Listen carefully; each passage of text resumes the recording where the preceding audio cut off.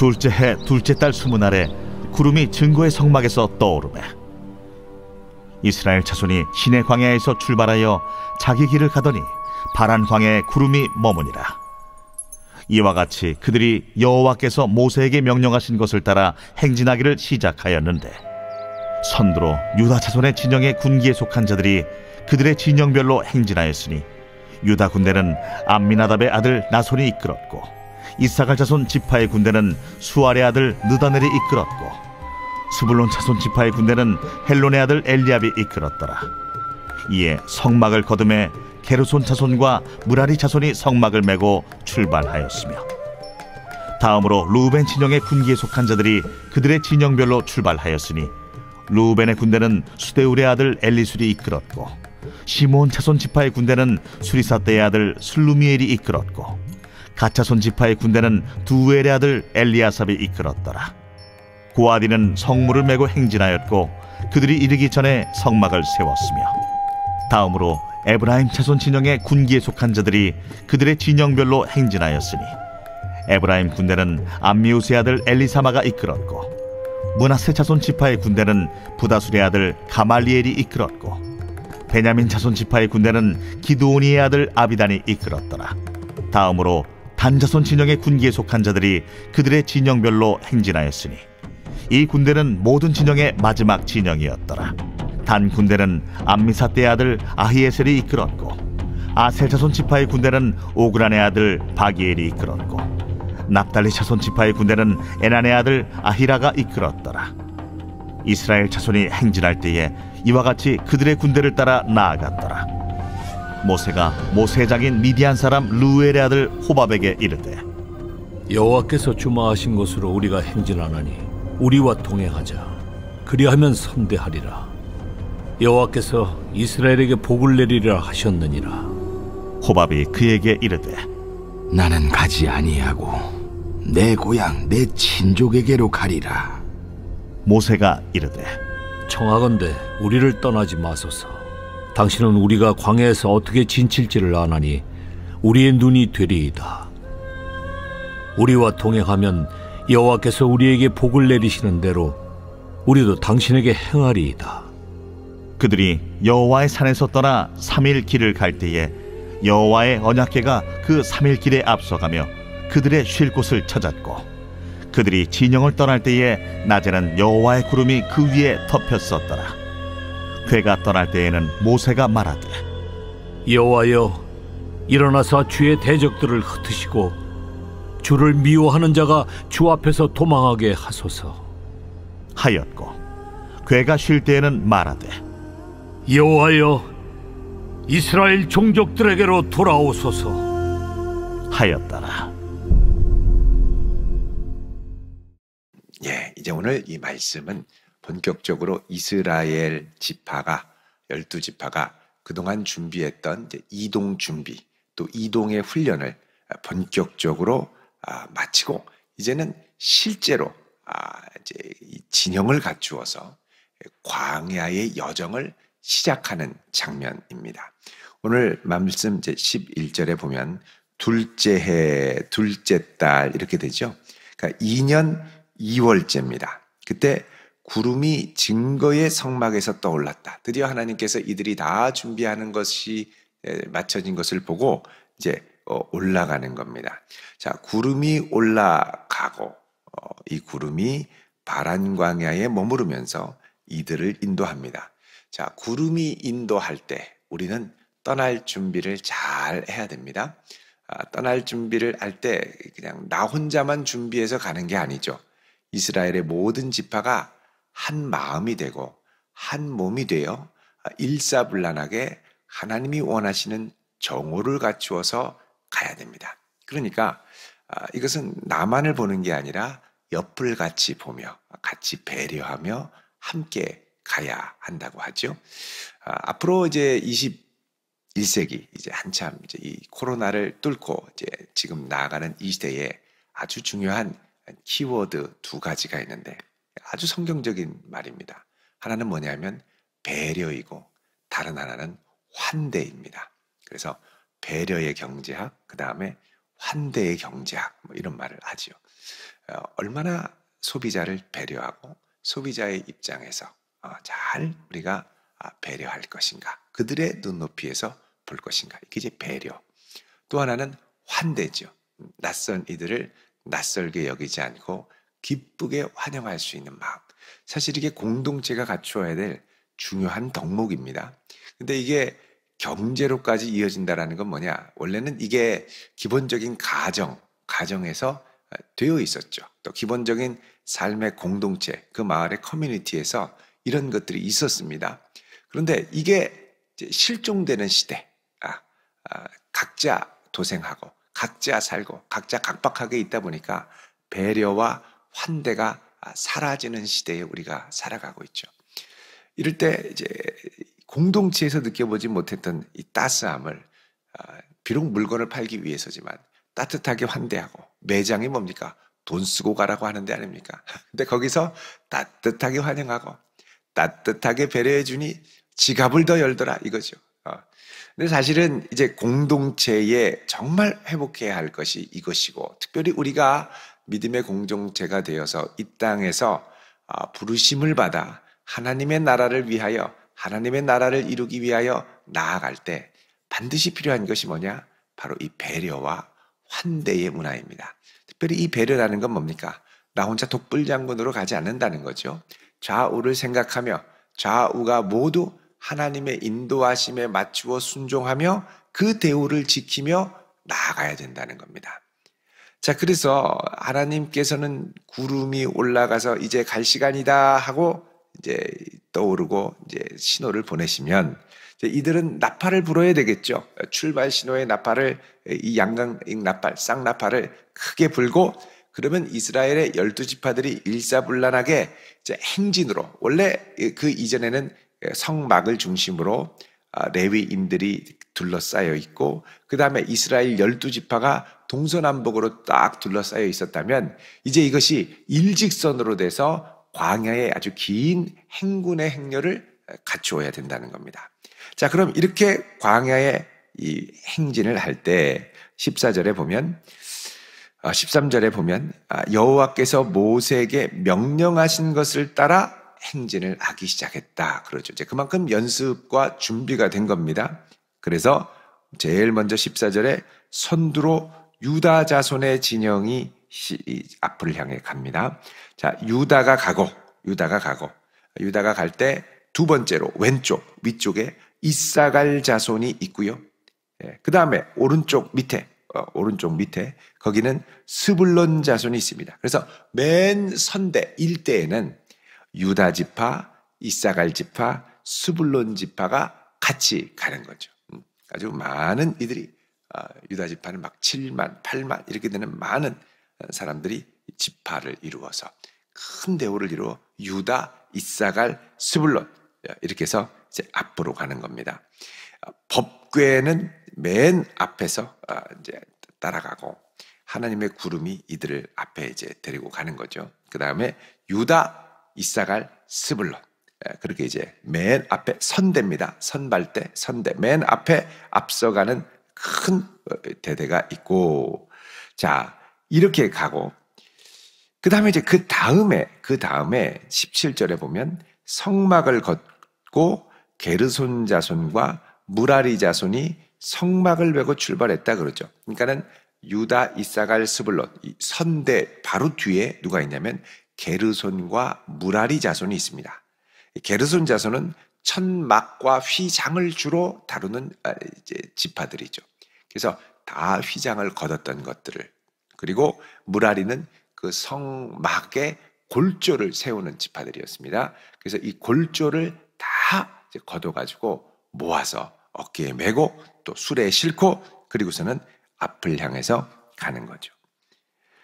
자, 근데 여러분 여기 보면 이 표현이 뭐냐면 14절에 중반에 보면 유다 자손의 진영의 군기에 속한 자들, 군기는 군대의 깃발이죠. 근데 거기 보면은 14절에 유다 군대는 이렇게 되어 있습니다. 유다 군대는. 그러니까 이제부터 이 12지파의 행진을 무슨 행진으로 얘기를 하냐면 군대의 행진으로 봅니다. 예, 군대의 행진. 그래서 15절에도 이사갈 지파의 군대는 이렇게 돼 있죠. 16절에도 스불론 자손의 지파의 군대는, 그러니까 이게 지금 다 그냥 이스라엘의 일반 민족들이 가는 게 아니라 군대의 행진이라는 겁니다. 군대의 행진.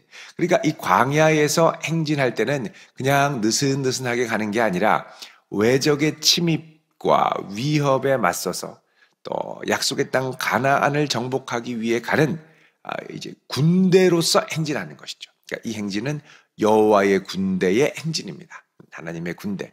그러니까는 이 공동체의 여러 성격과 특징이 있는데, 하나는 성막 공동체죠. 성막을 중심으로 살아가는 하나님의 백성들의 공동체. 성막을 중심에 놓고 성막이 갈 때 가고 성막이 멈출 때 멈추는 성막 중심의 공동체.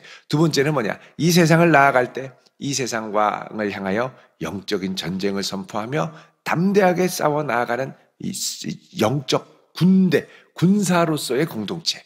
이게 있다라는 겁니다. 그래서 교회가 조금 투지가 있어야 됩니다. 위기를 만나면 함께 기도합시다. 그럼 아멘 하고 확 모여서 같이 뜨겁게 이 어려움과 난간을 위해 기도하고 주의 능력을 구하며 막 아주 야성을 갖고 기도하는 이런 게 필요하죠. 이제 위기가 있다 그러면 아유 몰라 큰일 났네 어떻게 알아서 되겠지 아우 피하고 싶다 당분간 교회 나가지 말자 이렇게 되면 안 되고 하여간 우리 교회가 이렇게 어렵고 힘들다 그러면 앞서 나가서 같이 기도하고 씨름하고 막 이제 갈 수 있는 야성이 있어야 된다. 야성. 그래서 이 예를 들면 우리로 하면 목장, 교구가 큰 대대를 이루어서 군대와 같이 여호와의 군대와 같이 아주 힘있게 나가 싸울 수 있는 이런 영적인 야성이 있어야 한다는 것이죠. 자, 그렇게 우리가 이제 본 것처럼 유다, 이사갈, 스불론의 일대대가 있고 그 다음에 뭐가 있냐면 게르손, 무라리와 함께 천막의 이제 휘장과 골조를 담은 이제 성막의 레위인의 대열이 갑니다. 그리고 그 뒤에 누가 있냐면 19절에 시므온, 루벤, 갓 한가운데는 루벤이 있고요.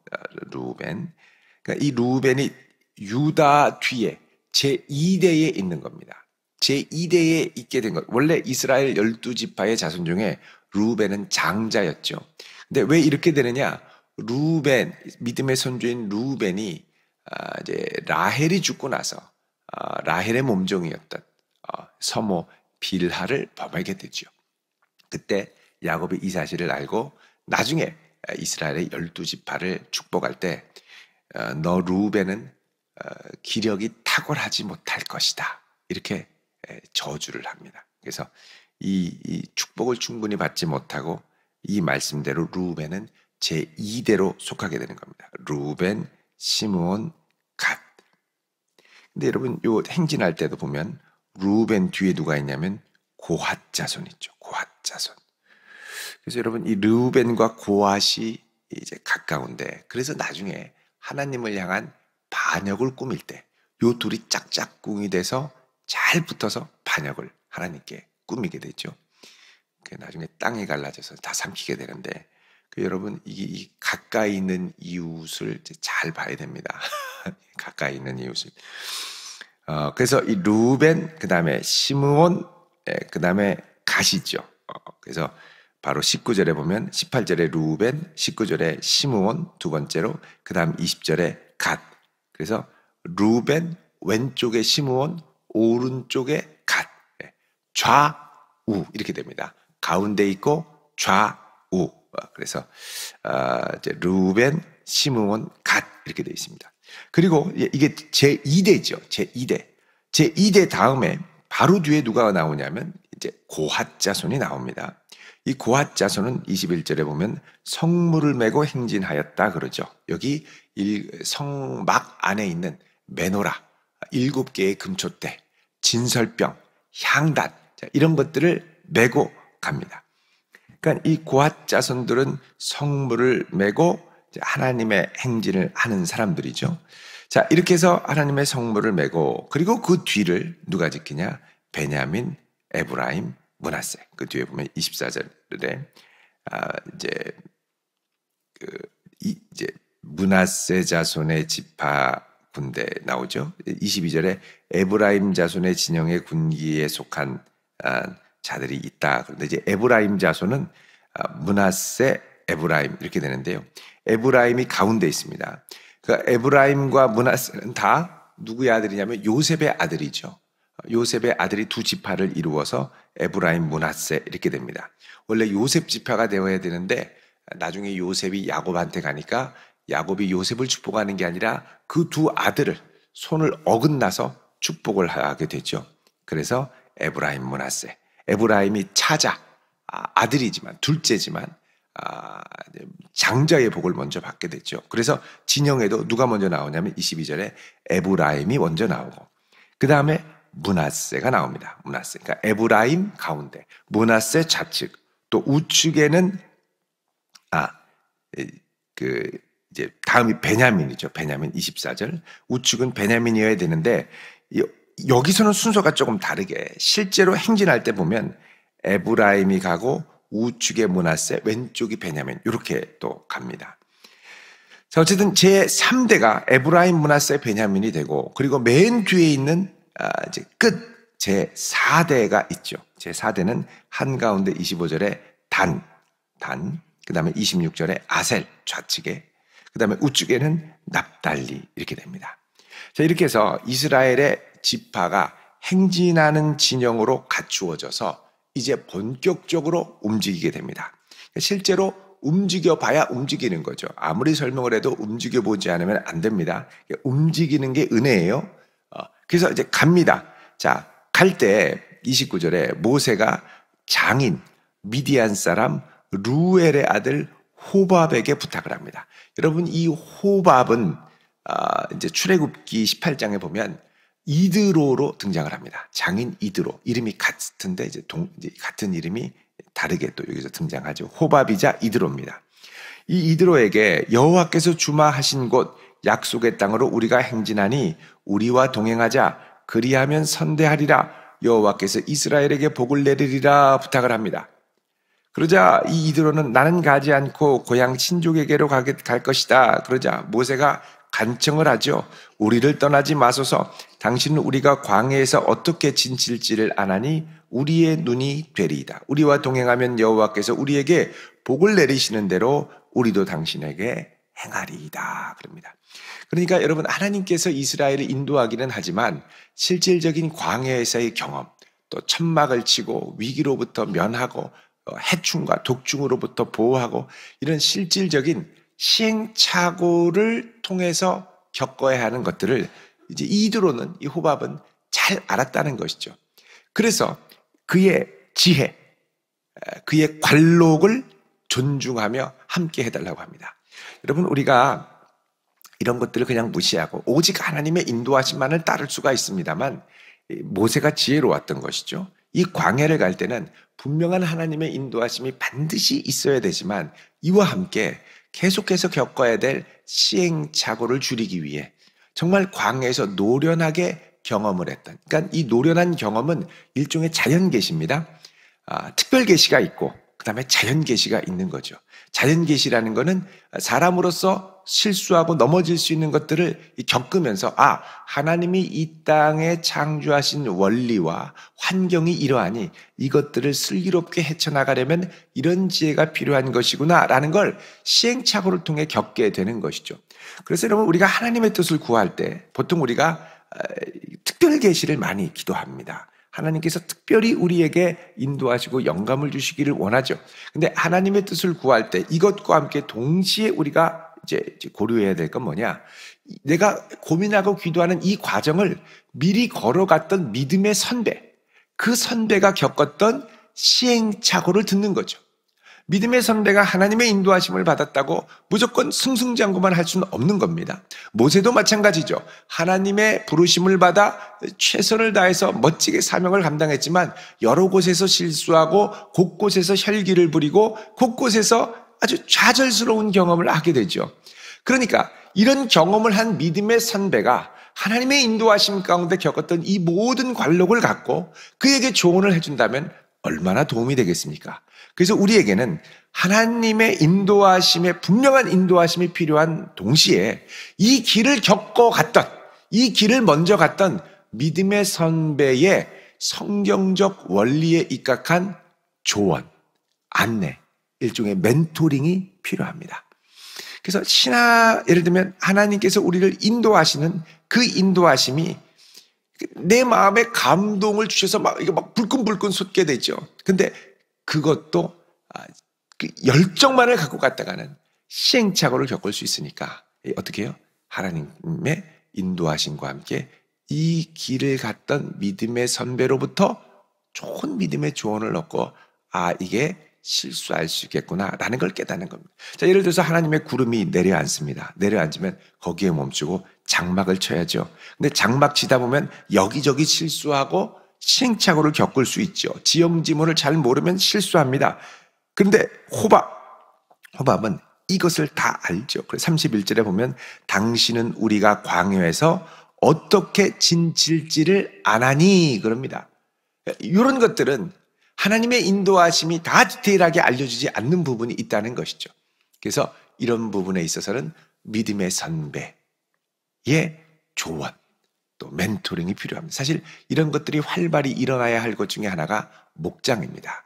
목장에서 우리의 기도 제목을 아뢰고 내가 믿음의 걸음을 가다가 실패하고 넘어지고 아주 힘들고 실망스러운 경험을 할 때 그런 것들을 비슷하게 겪었던 믿음의 선배들이 있죠.